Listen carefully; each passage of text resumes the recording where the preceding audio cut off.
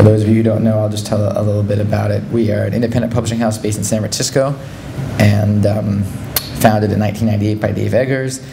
And so we started out by doing this quarterly journal, mostly short stories, which we kind of redesign each time, and then there's a lot of long whatever. So that was one issue.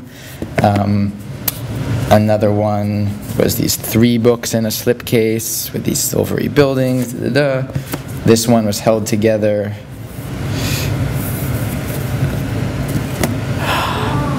with magnets.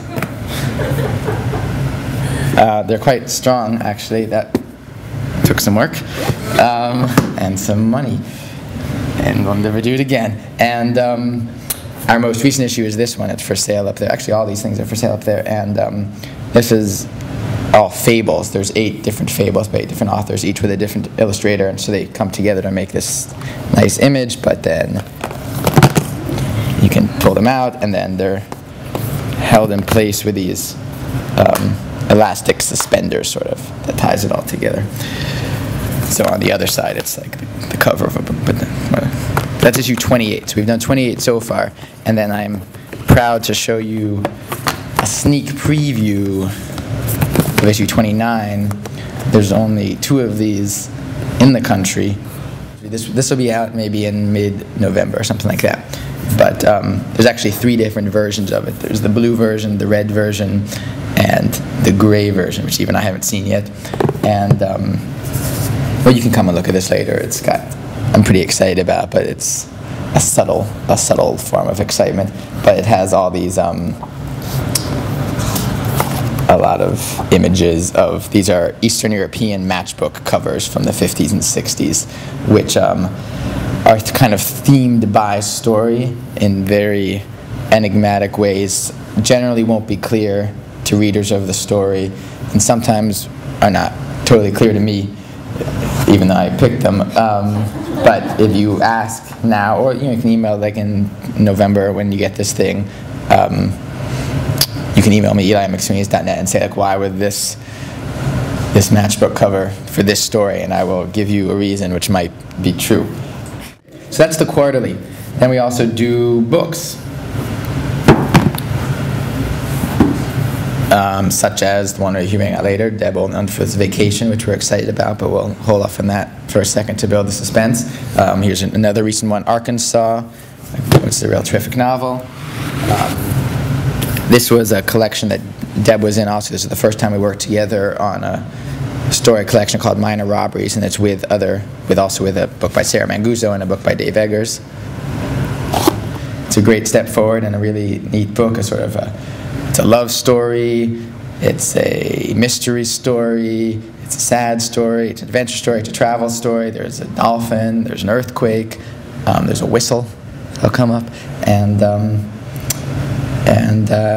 so Deb and I have been driving around trying to spread the word, and we hope you'll enjoy it, and then afterwards you will help spread the word some more. So please help me welcome Deb Olin Unferth.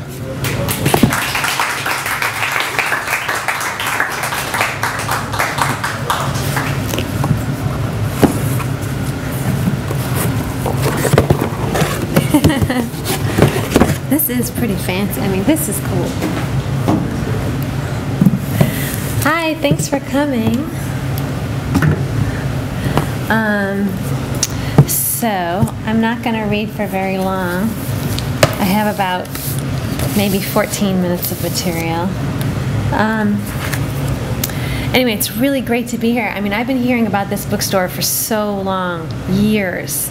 And it's really exciting to finally see it, and it's everything that I thought it would be.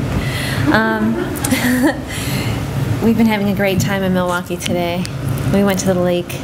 It was beautiful. It was fantastic. I love that lake. Okay, so the book. This book is it's about a man named Myers in Brooklyn who leaves his wife and he goes off in search of the man who he believes is responsible for the dissolution of his marriage. And his search leads him to Nicaragua. And then he just sort of gets kind of lost, and he doesn't really know what he's doing at this point. So Myers was finally in Bluefields. And now the question was, why Bluefields? He couldn't recall. Certainly he must have had a reason to propel him forward each dawn. If not an original reason that he'd forgotten, at least a purported reason, one he told people over and over, one he emailed home. It couldn't be that he thought he would find tourists at the other end, bank machines and beaches and blue skies and song, bring on the Caribbean dream. He couldn't have thought that. Who other than he would come this far and go this long? Who other than he? He walked from the dock, numb wet, wanting only the internet. The main street was a pit of mud. At that point, it seemed impossible that he could still be looking for the man his wife followed or be waiting for his wife to arrive, but he was. Maybe it was a different man or a different wife, or maybe the same ones with different names. Maybe there was no wife anymore, only the habit of emails home. He took a room in the Hotel Caribbean Dream, of all things, for $4 a night. He was the only guest. That day in Bluefields, he didn't see any tourists like he hoped. A truck like a tank wobbled down the street and sprinkled a great mist of repellent over them all. The earth rumbled with a minor quake and everyone held out their hands for balance. But then he came back to his hotel and saw a North American sitting on a step as if they were in Brooklyn. "I haven't seen anyone like me in a week," said Myers. "A week," the man said. "Who's like you? There's no part of that sentence I understand." "Where are the tourists?" said Myers. "The reggae bars." "I've never seen a tourist here." He studied Myers. "Is that what you are?" "No, I'm just here to check my email."